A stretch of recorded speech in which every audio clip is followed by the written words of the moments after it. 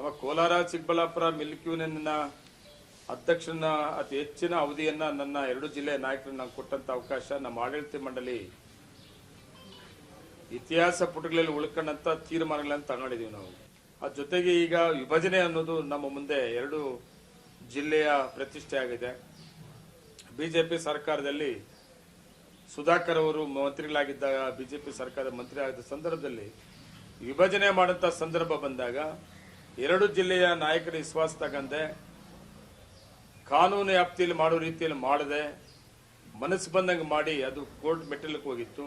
ಕೋರ್ಟಲ್ಲಿತ್ತು. ನಮ್ಮ ಸರ್ಕಾರ ಕಾಂಗ್ರೆಸ್ ಸರ್ಕಾರ ಬಂದ ತಕ್ಷಣ ಅದನ್ನು ವಾಪಸ್ ತಗೊಂಡಿದ್ರಿಂದ ಈ ಪ್ರಾಜೆಕ್ಟ್ಗಳೆಲ್ಲ ಮಾಡಿ ಕೋಲಾರ ಚಿಕ್ಕಬಳ್ಳಾಪುರ ಆಡಳಿತ ಮಂಡಳಿ ಒಳ್ಳೆ ಒಳ್ಳೆ ಕಾರ್ಯಕ್ರಮ ತಗಂತು. ಇವತ್ತು ವಿಭಜನೆ ಮಾಡಬೇಕು ಅಂತೇಳಿ ಸರ್ಕಾರ ತೀರ್ಮಾನ ತಗೊಂಡಿದೆ.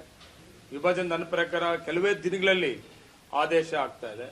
ಅದಾದ್ಮೇಲೆ ಎರಡು ಜಿಲ್ಲೆ ಸಪರೇಟ್ ಎಲೆಕ್ಷನ್ ಕೂಡ ನಡೀತದೆ. ಮತ್ತೆ ಆಡಳಿತ ಮಂಡಳಿ ಹೊಸ ಆಡಳಿತ ಮಂಡಳಿ ಬಂದು ಏನು ಇವತ್ತು ನಾವು ಈ ಕಾರ್ಯಕ್ರಮಗಳು ಹೊಸ ಹೊಸ ಯೋಜನೆ ತಗೊಂಡಿದ್ವಿ ಅದನ್ನೆಲ್ಲ ಮುಂದುವರಿಸುವಂತ ಆಡಳಿತ ಮಂಡಳಿಗಳು ಮುಂದುವರಿಸಬಹುದು.